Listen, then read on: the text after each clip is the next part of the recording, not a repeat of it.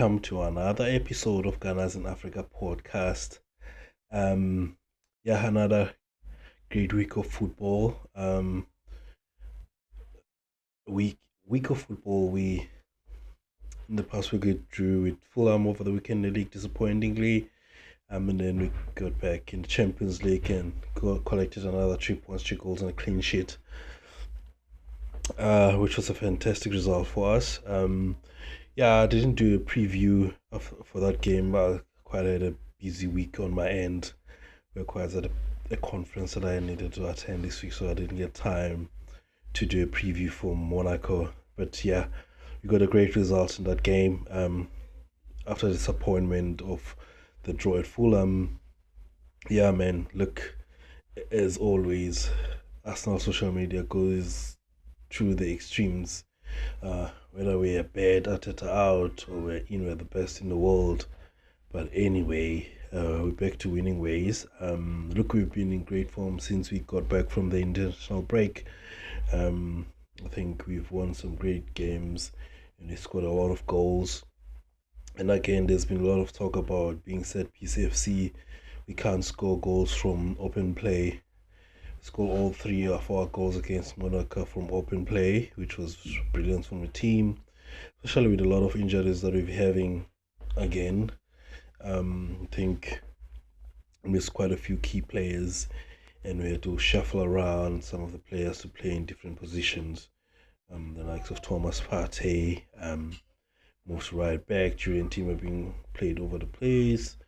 Seems like Miles Lewis Kelly coming into the team, making his first Champions League start, which is brilliant, not just for him, for the academy kids as well, for the club, and then yeah, and I've been look, we got this weekend. We've got Everton at home, who haven't played in like since I don't know since the last. I think their win against Wolves. And then their game against Liverpool over the weekend was postponed, so we played twice already since the last time they played. So they were coming in fresh and had enough time to prepare for the game.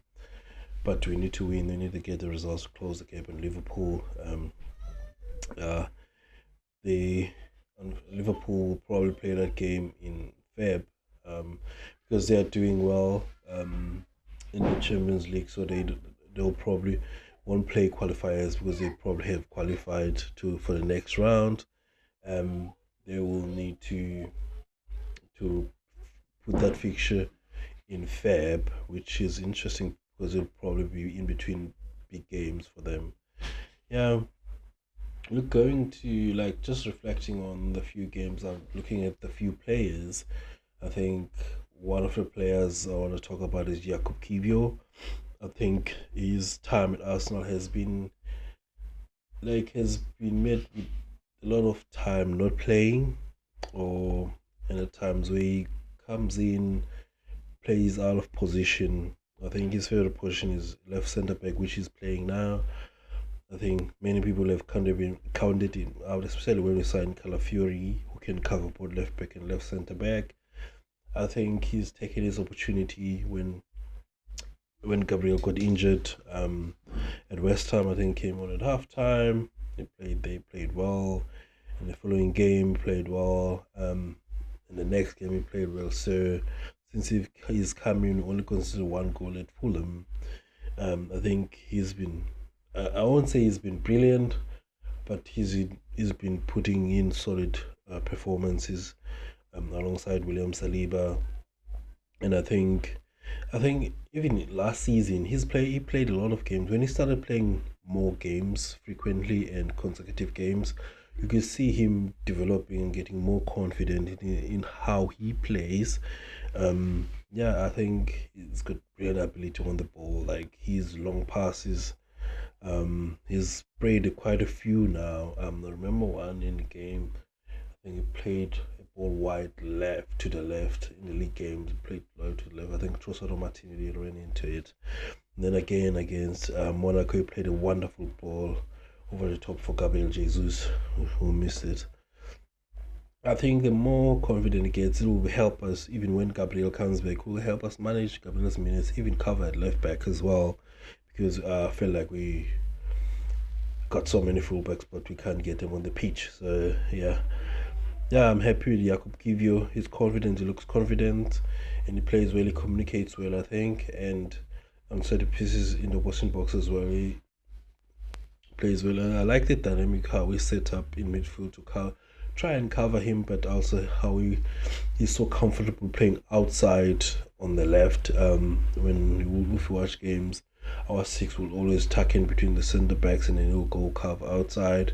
Or you will watch, especially when we play Monaco with even with Julian Timber playing at left back, he will invert and then Kiviolupi on the outside. When Miles Lewis Kelly was playing at left back again, he will cover him on the other side, on the outside, which is brilliant. Happy for him. Hope because he's a great squad player who can contribute and put in solid performances. One of my favorite performances for him was when he came and played right centre back at Newcastle. I think last season or the season before, and we won there. Where he played right centre back. So like there is something in this guy, but he needs the confidence, he needs the trust, and has and get continuous minutes, play game after game, so he can contribute to the team and also feel part of a team. And then another player I want to look at is Miles Lewis Kelly, who made his full debut, Champions League debut. I think people were calling for him sort of after the Fulham game. It's sort of a hindsight thing where we all know the right answers to issues after the event has happened. So I think we already know how the personality of the boy. He's quite a confident player, footballer. He's physically for an 18-year-old. Is quite very physical and he likes a contact. And then with his midfield education, you can see playing that position. He's very comfortable in tight spaces. He's very comfortable in passing the ball or doing give and goes, combination play, and also the spaces he fills on the pitch where he inverts. He's very comfortable with the ball at his feet, and where he moves, where he when he receives the ball, he's quite comfortable. He's not scared. Sometimes people are scared of the ball. He's always looking for the ball, and his teammates are very comfortable and confident.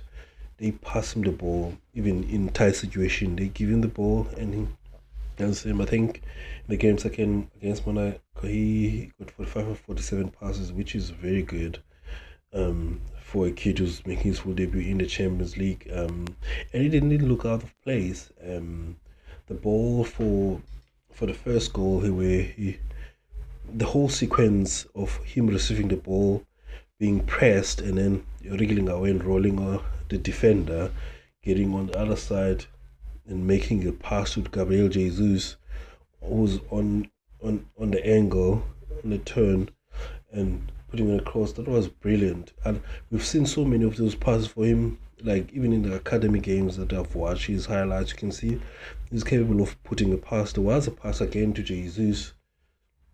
He was on the edge of Miles Lewis was on the edge of box, and then he played a blind pass to Gabriel Jesus, which was brilliant as well. You can see he is capable of those passes. I'm happy for him, but it's similar to Ethan Raneri.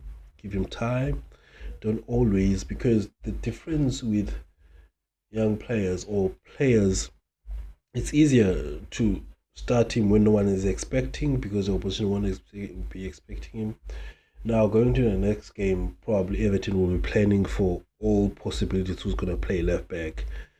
See, if he plays left back, they're going to try and analyze his game and see where his weaknesses are, where they can sort of look for weaknesses in his game, where they can capitalize. Yeah. So yeah, I'm going to the Everton game. Probably Mikel won't start him. He will start the more senior players. And the good thing, Mikel needed that performance to justify selecting him ahead of Kieran Tierney, who was on the bench. But I understand, because Kieran Tierney hasn't played football since the Euros. So I understand. And also, Miles Lewis Kelly is the future of the club. Fortunately for Kieran Tierney, I don't think he's the future of the club. And also, Miles Lewis Kelly brings more of what we've already been used to on the left backs that we have. Julian Timber inverts and is comfortable in playing in the central spaces.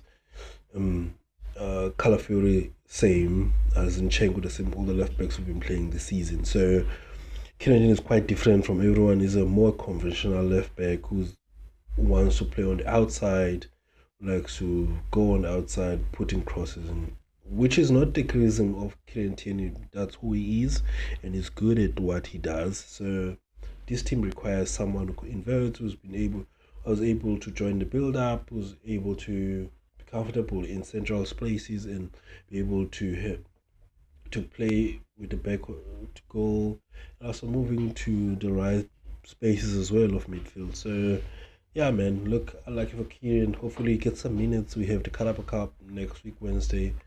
I think Wednesday or Tuesday against.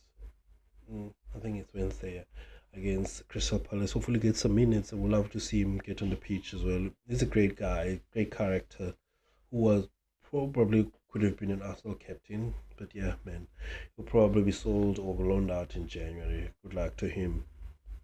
Um, Another issue that I want to talk about is Thomas Partey. Look, he's not a problem at right back. I think he still plays well. He still puts in performances. The problem is when he's out of the midfield. That's where the problem comes for us. When he's out of, is not in midfield. So because how we play with him in midfield, the ability for us to control games. I feel like we control games better when he's on the ball, and we push back teams better when he's on it because his ability to do passes between the lines, quick passes, great combination play, and the angles he creates for his teammates and for passes, all the stuff. The combination with Odegaard, Timber, and Saka on the right hand side is very good. Declan Rice is different and he's developing his game to sort of that type of level in terms of passing. Although Declan Rice is very good off the ball, his ability to recover and to cover other players is very good. He's still learning in his passing. What I've seen this season that has improved from Declan is his long range passing. He's very good in switching play.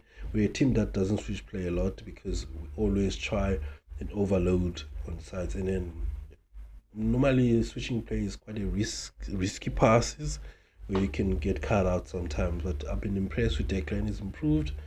His performance has gone by. He had an injury at some point. I think he needed some of the break, and then I think he's getting better. And issue with Thomas Partey when he plays at right back, we can see him.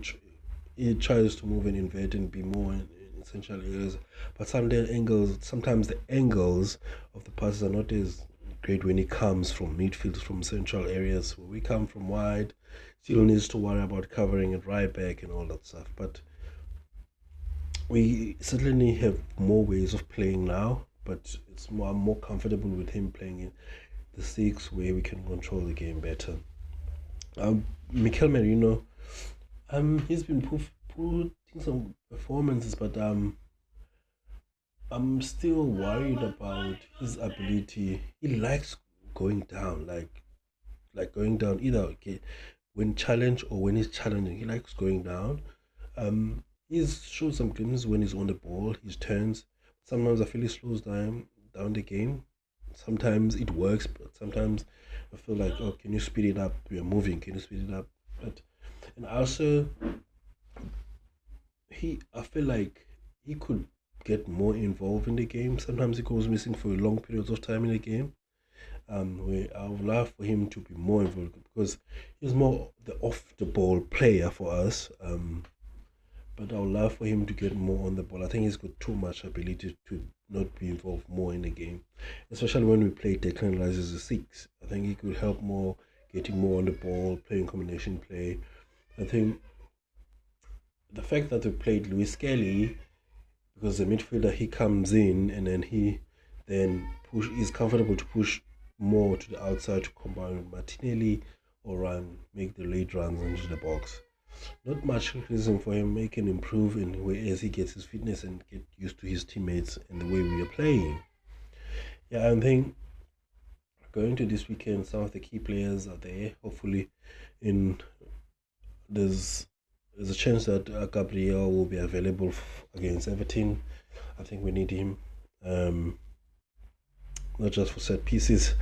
I think we need more continuity in the team. I feel like having Jury and Timber playing right back is much better than playing him left back. Um, I think we are more balanced and our right hand side gets stronger when he plays right back. And then if Kivio's fit, play Kivio left back, man. Or play Miles Lewis at left back if Gabriel is fit. I'm comfortable with that. Sorry, let me get some water. I'm a bit out of weather with a bit of cold.